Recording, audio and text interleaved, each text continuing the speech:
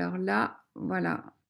Pourquoi cette conférence? Parce que ça fait 20 ans que j'expérimente l'accompagnement de cadres dirigeants en entreprise et j'ai rencontré beaucoup de frustration, de sentiments d'insécurité, de sentiments de mal-être assez diffus, sur les causes de ces insatisfactions. J'ai compris aussi, par ailleurs, que le sens était la pierre angulaire de la qualité de vie au travail. En bateau, c'est le cap que l'on donne qui permet d'optimiser les vents et les courants. Et il permet aussi de mobiliser les efforts pour résister aux tempêtes. Il oriente aussi la boussole pour construire un voyage qui nous permette d'arriver à bon port.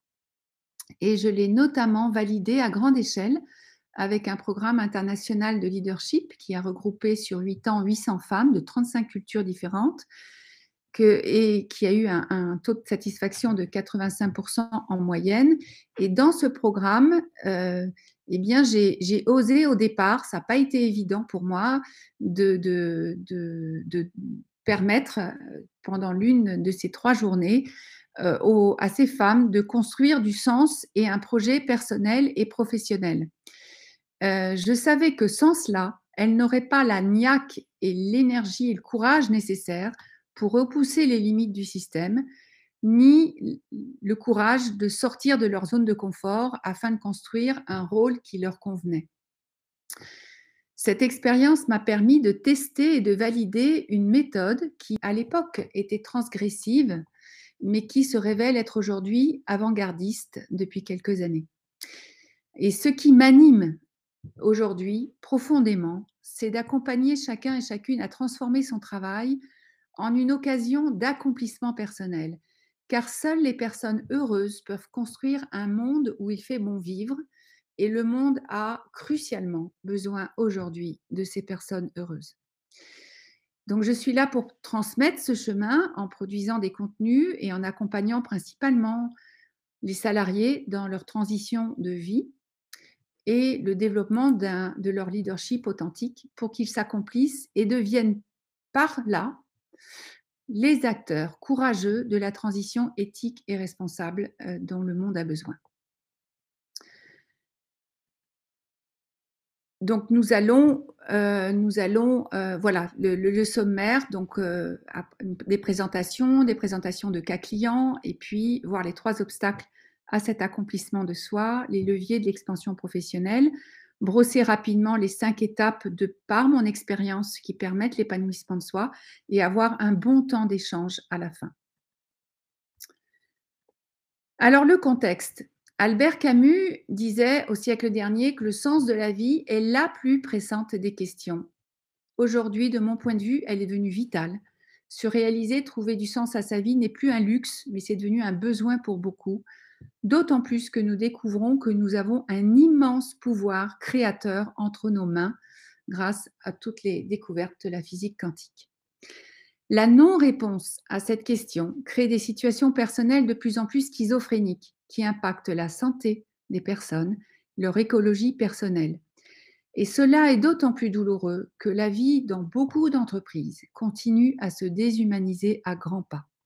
Le contenu du travail devient une annihilation au digital. Son organisation entraîne souvent une perte d'autonomie. Et on ajoute à cela la réduction drastique des coûts, le manque de clarté des consignes et de direction, souvent, et là je l'ai entendu tout à l'heure, une surcharge de travail, ce qui devient insupportable ou est inintéressante. Donc nous faisons face à un double enjeu. Pour les salariés, celui de maintenir leur élan de vie, de préserver leur intégrité personnelle et quelquefois leur santé et leur vie familiale. Et pour les entreprises, celui de la rétention des talents pour pallier à la pénurie et survivre même à moyen terme, mais aussi et toujours l'optimisation de leur productivité, l'impératif d'innover, et cela ne peut se faire que par une intelligence collective engagée. Cette double enjeu est exacerbé par le changement de paradigme que nous sommes en train de vivre, qui, par nature, est très chaotique. Nous sommes câblés pour un fonctionnement dans un environnement et une structure particulière. Or, le cadre est en train d'évoluer et nous avons à trouver de nouveaux repères. Donc trouver le sens de la vie, de sa vie, demande de nous libérer de nos chemins internes qui obstruent notre capacité à nous relier à notre être profond. C'est un chemin dont je reparlerai tout à l'heure.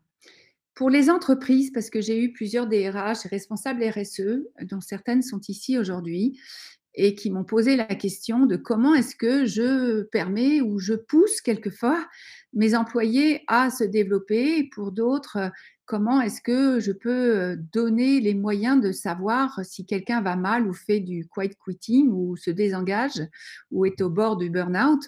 Et c'est un vrai sujet parce que nous ne sommes pas encore des machines, nous ne pouvons pas encore modéliser cela et avoir des cases à cocher ou à faire cocher par les managers.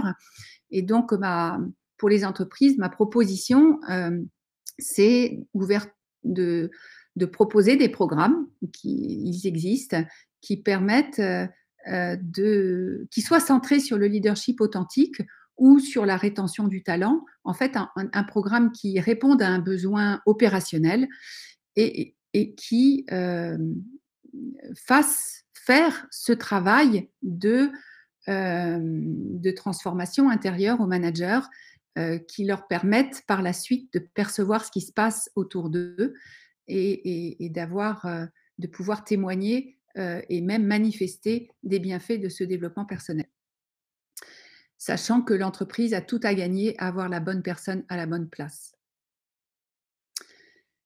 Alors, face à ce double enjeu, on glisse, hein, vous avez vu, de la vie insatisfaisante et que je mets au regard de la question de l'accomplissement de soi, parce que de mon point de vue, sortir d'une vie insatisfaisante demande de se poser la question et de rentrer dans une recherche d'accomplissement de soi. Il n'y a pas d'entre-deux pour moi. C'est assez radical, en fait, le travail à faire. Sinon, voilà, sinon c'est des ersatz, des compensations qui ne permettent pas de, comme avec l'image du bateau tout à l'heure, de véritablement entreprendre le travail de fond qui permet d'avoir une vie satisfaisante. Alors, cela pose la question de l'accomplissement de soi. S'accomplir, pour moi, c'est choisir de préserver le vivant en soi. C'est aussi mobiliser l'intelligence créatrice qui réside en chacun de nous.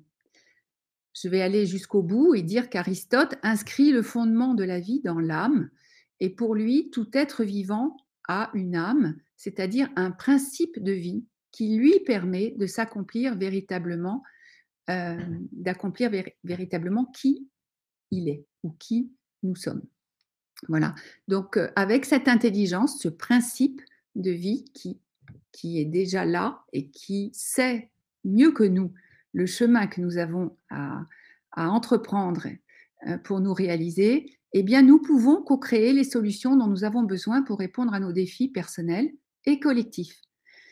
Cela ne veut pas dire forcément quitter l'entreprise où nous sommes. Et ça, je le redirai après, j'ai un cas voilà, qui le prouve. J'ai de nombreux clients qui ont pu redéfinir leur rôle dans leur entreprise et qui se sont épanouis grâce à cela, sans avoir besoin de changer d'entreprise ou de créer leur entreprise. Et cerise sur le gâteau, en redéfinissant le rôle et en répondant, ils répondaient à un besoin de l'entreprise et implicite.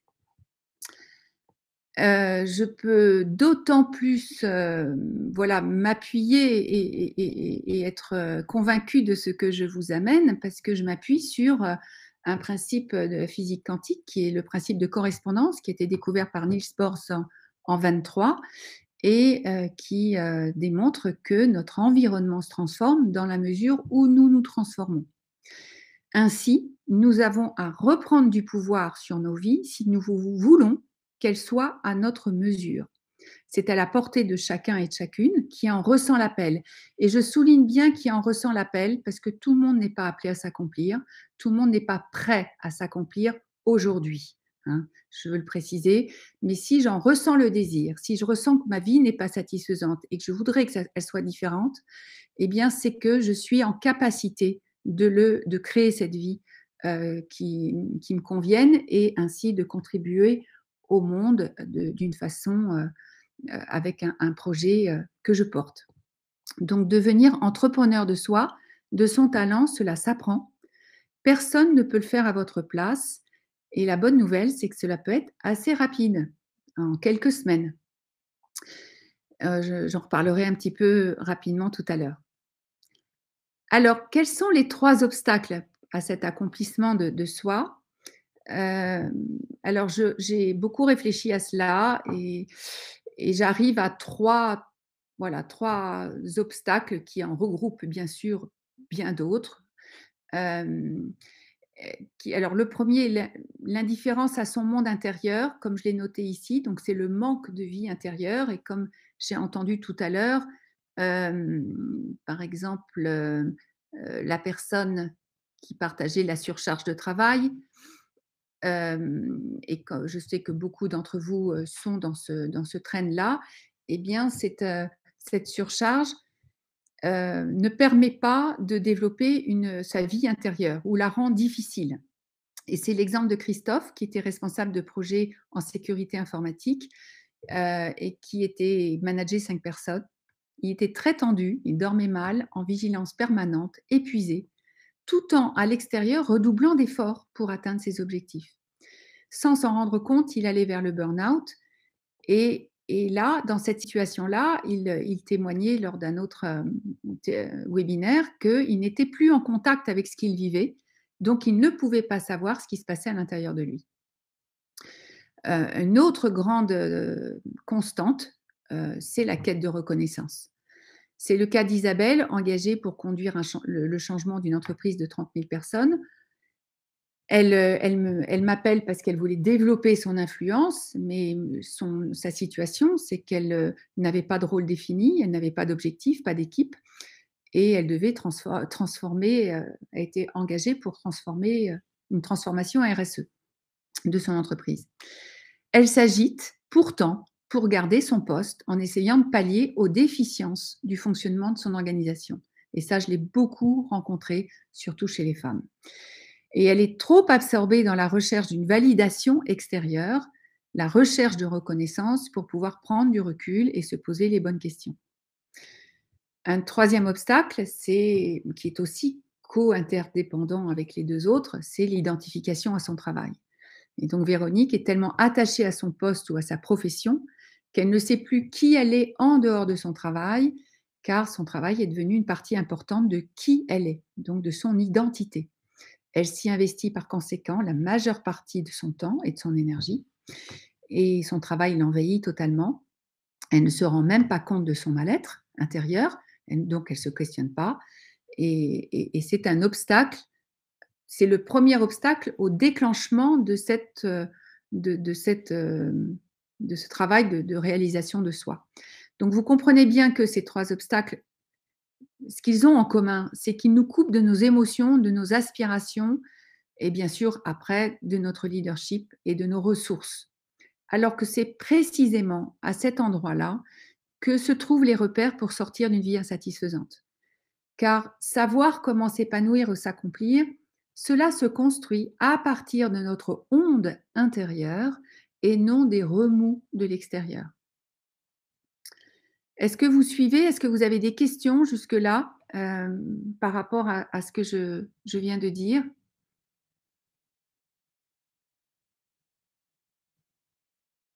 Oui, Miguel, vous suivez?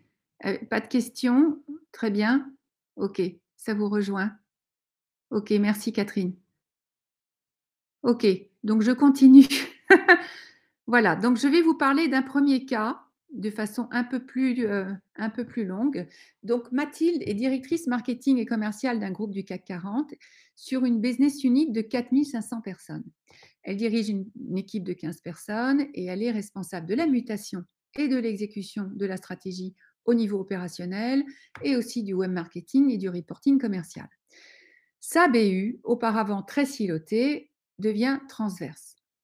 Elle a le sentiment d'être écartelée, de subir la situation, car on ne lui a rien proposé dans cette nouvelle configuration.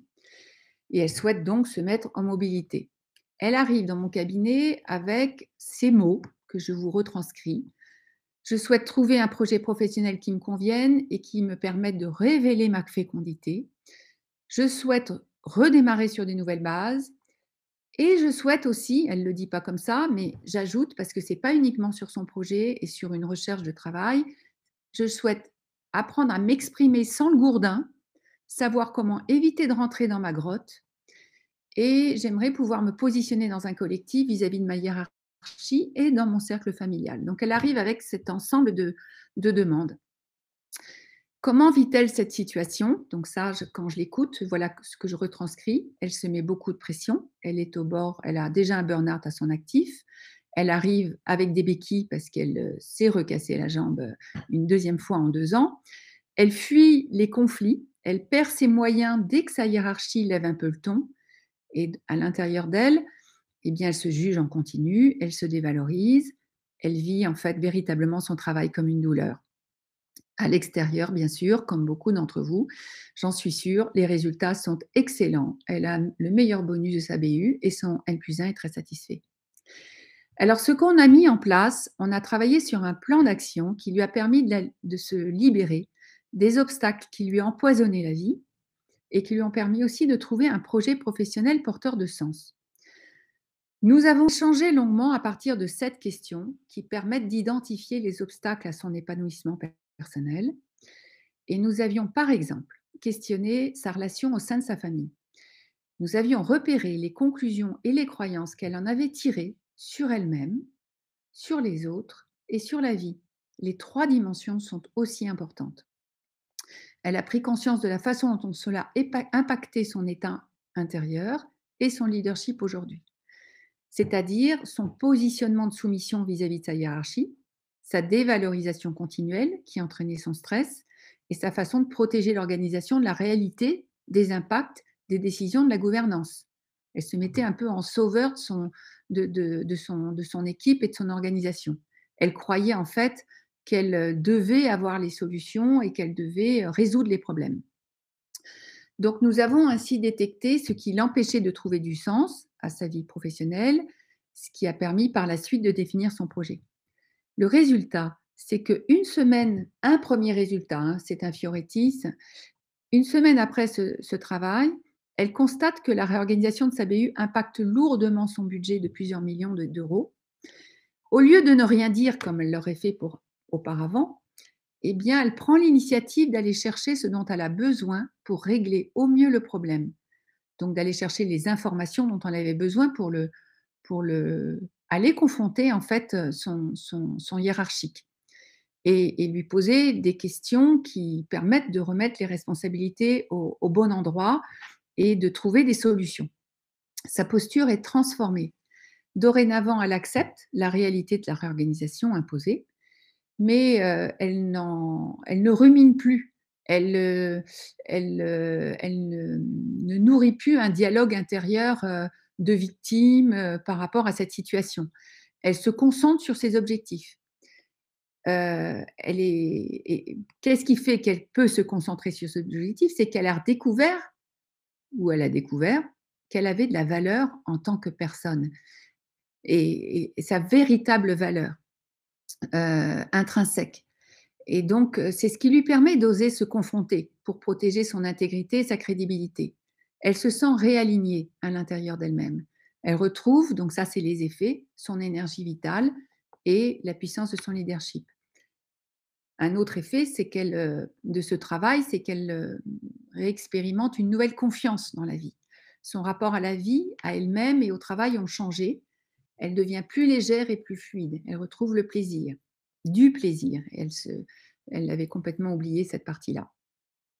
Et elle peut ainsi se connecter à ses aspirations et choisir une direction qui lui corresponde. Et à partir du moment où elle choisit son projet que je vais vous donner dans quelques secondes, enfin je vous le donne maintenant, elle l'a défini comme tel: réhumaniser la relation client et particulièrement à destination des personnes en situation de fragilité par des relations simples et faciles avec l'entreprise. Et c'est très étonnant parce qu'on avait défini ce projet, il était très explicite et écrit. Et lorsqu'on a fait le tripartite de fin de cet accompagnement, eh bien, l'opportunité s'est présentée quelques jours avant. Et Et donc, ce nouveau rôle, elle a pu le vivre pleinement dans sa même entreprise. Elle est devenue directrice de l'expérience client, CRM, de nouveaux canaux de commercialisation en B2B avec de grands comptes tertiaires privés. Donc, elle avait la main à partir des grands comptes en B2B pour œuvrer à faciliter les relations avec les consommateurs finaux. Donc, ça, c'est le cas de Mathilde que j'ai eu dernièrement au téléphone et qui, 3 ans après, me dit qu'elle n'imagine pas être à une autre place aujourd'hui dans son entreprise. Le cas de Pierre, qui est différent, c'est normalien, qui est avocat. Et lui, il arrive, il a beaucoup de mal à développer sa clientèle et à initier les relations et à suivre ses actions commerciales. Son objectif est de franchir une étape en travaillant pour lui, alors qu'il est à l'époque au sein d'un cabinet de consultants et qu'il a passé beaucoup de temps à travailler pour les autres, sans être en direct. Pour ce faire, il sentait le besoin de renforcer sa crédibilité, de développer son réseau pour attirer sur son nom les clients. Et il veut en parallèle aussi développer son potentiel dont il a une vague idée en arrivant. Sa situation de départ, il ne sait pas qu'il est très compétent, mais il le découvrira. Il entretient malgré tout un sentiment de jamais être reconnu à sa juste valeur. Il se sabote inconsciemment, il sent qu'il se disperse, qu'il procrastine, il n'arrive pas à exercer son influence ni à se faire respecter. Il se sent très seul et dans toutes ses actions, il hésite et voilà, il y a un défaitisme et un stress ambiant qui le mine. Alors, ce qu'on a mis en place, c'est un plan d'action aussi pour lui permettre d'attirer le client sur son nom et de pouvoir utiliser son potentiel pour réussir à se déployer professionnellement. On l'a construit après avoir échangé toujours longuement autour de ces 7 questions et là, pour cerner les racines de ces blocages. On a notamment découvert que le lien direct entre sa relation à son père et les attitudes de peur les attitudes et les peurs qui l'empêchaient de finaliser ses actions commerciales. Il avait d'ailleurs essuyé 3 échecs à l'agrégation de droit à cause de son ressentiment vis-à-vis de son père. Et on a fait le lien pendant ce travail-là. Je lui ai donné des outils aussi pour renforcer sa crédibilité et réussir en affaires, qu'il a entraîné pendant ce plan d'action et pour devenir très compétent en relations humaines. Donc le résultat, au-delà du fait de se libérer de ses vieux scénarios qui lui étaient plus utiles, eh bien, il a retrouvé son énergie et sa confiance en lui-même pour déployer son talent et il a pu définir son projet à partir de ce qu'il faisait vibrer. Et ce qui faisait vibrer, c'était la lutte contre la corruption. Donc, et il a bien vu que ce qui faisait échec auparavant, c'était qu'il allait chercher le client à partir de son savoir, de ce qu'il, voilà, surtout que s'il était agrégé, normalien, donc il s'appuyait beaucoup sur son savoir. Et en fait, il a découvert, en découvrant sa valeur personnelle, ben, il a découvert sa valeur ajoutée et il a pu développer une pratique de premier plan en compliance qui lui ont apporté de nombreux mandats de conseil et d'expertise par la suite. Il a développé son propre cabinet d'avocats et qui a beaucoup de succès aujourd'hui en droit des affaires internationales. Et en plus, il a créé et dirige un diplôme sur le sujet qui lui tient à cœur, les réglementations et la conformité, en enseignant aussi dans une autre grande école parisienne sur le droit pénal comparé et international. Donc, il a son projet, il a pu, voilà, il a ces deux piliers à son projet. Et il garde à cœur voilà, son amour pour le savoir avec son engagement universitaire et son désir voilà, de contribuer au monde avec par sa pratique pour lutter contre la corruption. Donc, voici 2 exemples. Il y en a beaucoup d'autres et vous avez tous et on est tous dans des situations différentes. Ce que je voulais partager à travers ces 2 cas, c'est qu'il est toujours possible en allant, voilà, en faisant un certain travail qui est pas énorme par rapport aux bénéfices rendus. Toujours possible de mettre en place des choses pour arriver à une vie satisfaisante et ne plus la subir.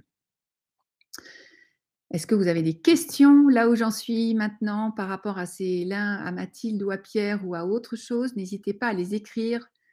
Je vois, vous êtes je ne sais pas si vous êtes concentrés, dans quelle mesure. Je vous laisse juste un petit temps de respiration pour que vous cessiez de m'écouter, que vous vous écoutiez vous-même.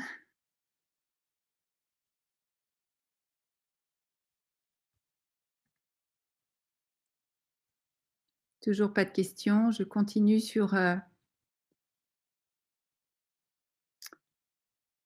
je continue. Bon, alors avec les 3 leviers de l'expansion professionnelle, donc c'est, hem, ce que, l'on voit là, c'est qu'à travers les cas que vous venez d'entendre, il y a eu un travail qui a croisé en fait et qui a permis de développer ces 3 leviers de l'expansion professionnelle qui permettent de sortir d'une situation insatisfaisante.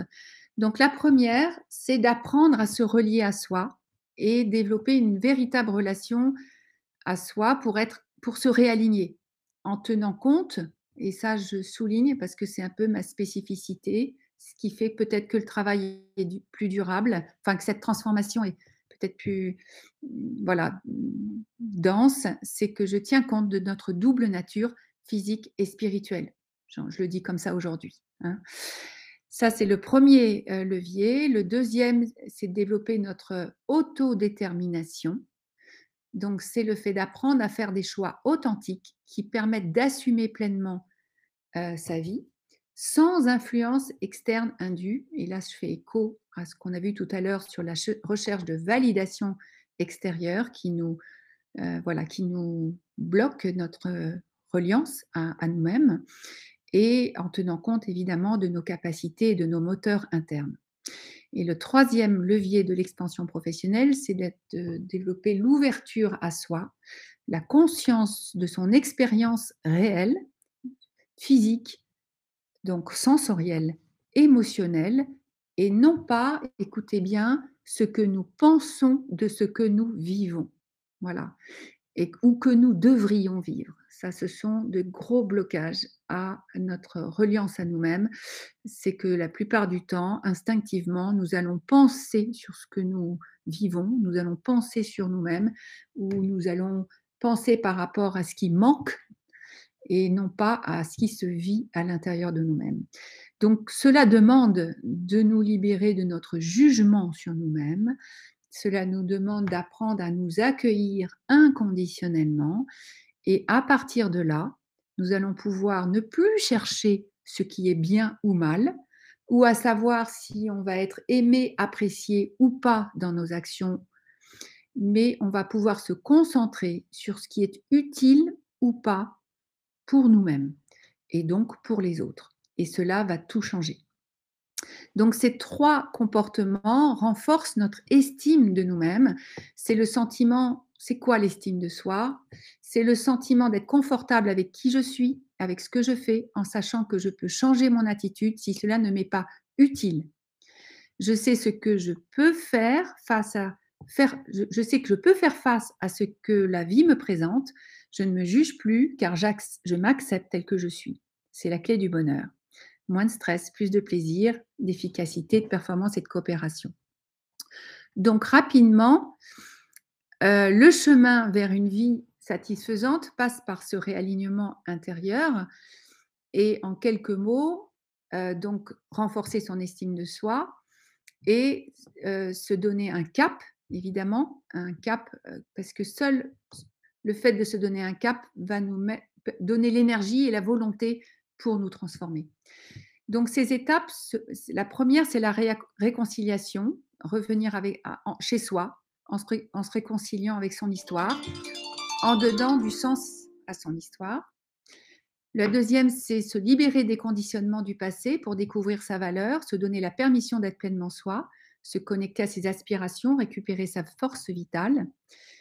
Aiguiser la troisième étape, son sens de l'observation, repérer les agissements de son ego, apprendre à écouter son intuition pour agir juste en lien avec son essence et devenir par la suite, donc par la suite je dis parce que c'est à partir du moment où je suis reliée avec moi-même que je peux pleinement devenir architecte de mon destin et récupérer mon leadership authentique et définir un projet professionnel qui nous corresponde et qui nous enthousiasme. Et enfin, marcher sa vérité en dialoguant et en ajustant avec les rencontres et les événements de sa vie.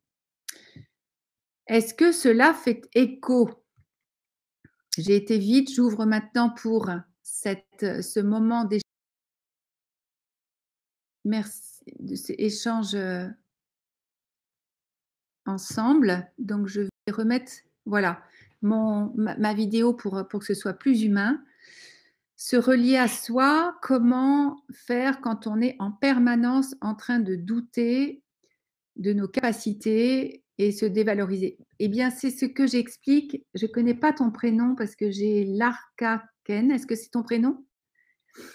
Se relier à soi, ça fait partie de ce travail dont je viens de parler. Il y a à comprendre comment je fonctionne, il y a à apprendre à différencier ce qui nous met en doute, donc c'est l'ego en fait, c'est ce hamster à l'intérieur de nous-mêmes qui a une stratégie particulière qui est de nous maintenir dans la peur et dans la confusion. Donc à partir du moment où je sais le repérer, je vais pouvoir le faire taire et pouvoir me relier avec à moi-même. S'aimer, c'est accepter de ne pas se juger. Le jugement que l'on a sur soi a été, on l'a appris quand on était petit. On le vit, on est un peu conditionné à se juger par notre culture et par notre formation et notre éducation. Et ce travail dont je parle permet de découvrir que notre valeur intrinsèque, la beauté de qui nous sommes en tant qu'être vivant et de sortir de ce jugement de soi. Qui sommes-nous pour nous juger? Voilà, nous ne nous sommes pas créés. Et ce jugement, en fait, c'est comme un dictateur à l'intérieur de nous qui voudrait que nous soyons parfaits. Quand on apprend que nous ne sommes pas les créateurs et les dieux de notre vie, que nous sommes des créatures, quand nous nous remettons à notre juste place, que nous acceptons les limites de notre nature humaine, eh bien, c'est une évidence que nous n'avons pas à nous juger. Parce que la plupart du temps, nous nous jugeons par rapport à une loi extérieure qui cherche à faire bien, le bien, et ou à faire juste. Voilà, donc c'est tout un cheminement qui nous permet de nous en libérer, qui est assez rapide. Je ne sais pas si je réponds très rapidement avec ce qui vient. Aussi, se relier à soi. Chercher la perfection en permanence, voilà, on se sent nul, tout à fait. Donc en fait, j'apporte des repères existentiels qui permettent de se libérer de cette recherche d'un idéal, qui n'existe pas, qui est une illusion en fait. Et de sortir de cette position de toute puissance de l'enfant qui est en nous et qui croit que nous avons à construire une vie idéale et à atteindre des résultats. Nous n'avons aucun résultat à atteindre. Nous sommes dans un chemin, dans un processus de vie et d'apprentissage. Et c'est très libérateur de le découvrir et de vivre ainsi. Jamila. Merci Jamila. Florence, c'est compliqué quand notre culture nous entraîne à éviter l'erreur, confondue avec l'échec, ce qui libère et l'accueil bienveillant. Oui, tout à fait. La culture est grandement en train de changer. Nous avons été éduqués et nous sommes, quand je, la validation. En fait, à qui donnons-nous notre pouvoir? Si nous nous le donnons à l'autre, qui va forcément essayer, enfin forcément, la plupart du temps, essayer de nous faire nous culpabiliser ou de nous montrer ce que l'on fait pas bien, eh bien, lui donner du pouvoir, c'est prendre pour argent comptant ce qu'il va me dire. Reprendre son pouvoir personnel, c'est se dire non, c'est moi qui sais si ce que je fais est juste et utile. C'est ça, reprendre sa souveraineté. Donc, hem, cette confiance en soi et cette estime de soi est essentielle à récupérer pour pouvoir reprendre son pouvoir personnel et ne plus et laisser glisser comme sur les plumes de canard, les dires des autres. Ça, voilà, ça c'est une chose et on apprend aussi à ne plus rester dans des environnements maltraitants. Voilà, parce que, et à discerner, voilà, il y a des relations si nous sommes avec des relations, dans des relations qui nous dévalorisantes ou maltraitantes, eh bien, c'est à nous de choisir de nous en sortir. Est-ce que ça répond, Florence? Tout Merci, Florence. Est-ce qu'il y a d'autres questions? Là, je vois qu'il est 45, donc on est dans les 45 minutes, mais j'avais annoncé au début que pour moi, il y avait besoin d'une heure. En tout cas, n'hésitez pas à prendre rendez-vous pour approfondir. Je pourrai répondre plus à vos questions et surtout vous partager d'autres cas et d'autres expériences clients. Donc, vous avez un clic en haut pour prendre rendez-vous. Vous avez aussi le lien Calendly qui est dans le chat et vous pourrez, à partir de mon agenda, voilà, remplir un petit formulaire et prendre rendez-vous avec moi. Vous avez parlé de spiritualité. Que vouliez-vous dire? En fait, pour moi, la spiritualité, c'est la vie, c'est rentrer en relation avec la vie avec un grand V. Et c'est tout simplement la vie en soi. Et donc le vivant en soi qui sont nos sensations, ce qui fait écho, ce qui nous bouge en nous lorsque nous sommes en résonance avec notre environnement. Pour moi, c'est cela, être vivant. Voilà. Euh, et la spiritualité, c'est voilà, avec de nouvelles relations. Il y a besoin aussi, dans la spiritualité, d'apporter des repères existentiels, comme celui que je viens de donner à Florence, qui est que nous ne sommes pas tout puissants. Nous avons une origine, une source, une intelligence créatrice qui sont à l'origine de notre création. Nous avons à reprendre notre place dans cette nature, dans la nature et sur cette planète. Et cela est très libérateur et très nécessaire pour que nous puissions nous accomplir. Quelle méthode utilisez-vous pour aider vos clients? Donc ça, je pourrais vous en parler en rendez-vous one-to-one. Donc n'hésitez pas à cliquer pour cela. Je ne suis pas ici pour vous parler de mes méthodes plus précisément et pour vous vendre quoi que ce soit, mais là, si je vous remets les slides, je suis voilà pour prendre rendez-vous, pour clarifier vos enjeux, pour prendre du recul et vous aider à prendre une décision. Donc, n'hésitez pas, je serai très heureuse de vous rencontrer, de vous écouter, de vous apporter des éclairages et de vous parler des programmes qui sont sur mon site sensilide.com, mais qui sont, que je pourrais vous présenter de façon plus précise suite au rendez-vous. Est-ce que vous avez d'autres questions? Sinon, en tout cas, j'ai été très heureuse de vous accueillir, d'avoir cet échange. Mais j'ai l'impression qu'il n'y en a pas. Je dois vous quitter. Au revoir, Catherine. Merci. Pas de nouvelles questions sur ce sujet-là, à part le programme, j'ai bien entendu.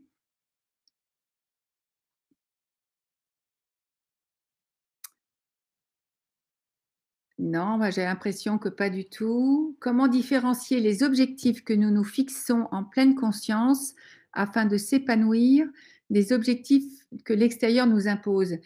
Oui, eh bien, c'est je suis reliée à moi-même et que j'ai bien conscience du fonctionnement de mon ego et là, je donne des outils toujours très concrets qui permettent et qui sont précisés par rapport à votre profil. J'utilise l'énéagramme pour ajouter des critères de repérage de qui parle à l'intérieur de moi et donc je vais très facilement pouvoir me dire: «Est-ce que mon raisonnement vient de mon ego ou est-ce que je suis reliée à un mouvement intérieur, à quelque chose qui vient de mon cœur, de mon intuition. Donc, comment j'apprends aussi à écouter mon intuition et je donne aussi des principes existentiels qui permettent de, pour le discernement. Merci Florence pour cela. Est-ce que ça a répondu, Alicia? Ouais, OK. Voilà, donc n'hésitez pas à vous abonner à ma newsletter. Et ce que je voulais dire aussi, à part le plaisir d'avoir eu ce petit échange, mais je suis toujours très frustrée parce que ça n'a pas été en live, mais c'est les, voilà, les conditions de cette plateforme. Je voulais vous dire que le bonheur est de se rapprocher de qui on est vraiment, beaucoup plus que d'obtenir ce que l'on veut. Et que ceux qui réussissent leur vie et sont fiers lorsqu'ils quittent ce monde, eh bien, sont ceux qui ont décidé de prendre leur destin en main et de partager l'étincelle qu'ils portent dans leur cœur. Et aujourd'hui, nous sommes à une époque où nous avons vraiment les ressources. Notre plein potentiel d'être humain, nous le découvrons par le pouvoir de notre intention et de notre visualisation, et par aussi notre foi, notre confiance dans ce qui nous anime. Et ce sont des moteurs pour créer ce que nous désirons qui se réalise pour nous et pour le monde, parce que c'est l'avant ensemble. Donc, au plaisir d'échanger à travers, voilà, pour aller plus loin, l'équilibre et le sens entre être et faire, tout à fait. Merci Alicia. Donc, je vous rappellerai ce que j'ai eu auparavant. Donc, n'hésitez pas si vous voulez un nouveau rendez-vous. Et voilà, donc je suis encore là, 5-10 minutes si vous voulez aller plus loin. Sinon, n'hésitez pas. Sylvie est encore là. Je ne sais pas si Sylvie est encore là. Non. Alicia, oui. Voilà, Sylvie. Oui, Sylvie est encore là. Comme il n'y a pas d'autres questions, il y a une approche qui est un accompagnement individuel et qui peut être aussi un accompagnement en groupe, qui peut se déployer assez facilement en entreprise pour ceux qui sont, je ne sais pas quelle est votre fonction, Sylvie, mais les deux cas dont je vous ai parlé sont des accompagnements individuels qui suivent une méthode particulière que j'entraîne depuis 20 ans et que je n'ai pas inventée, mais que j'ai ajustée, précisée et développée.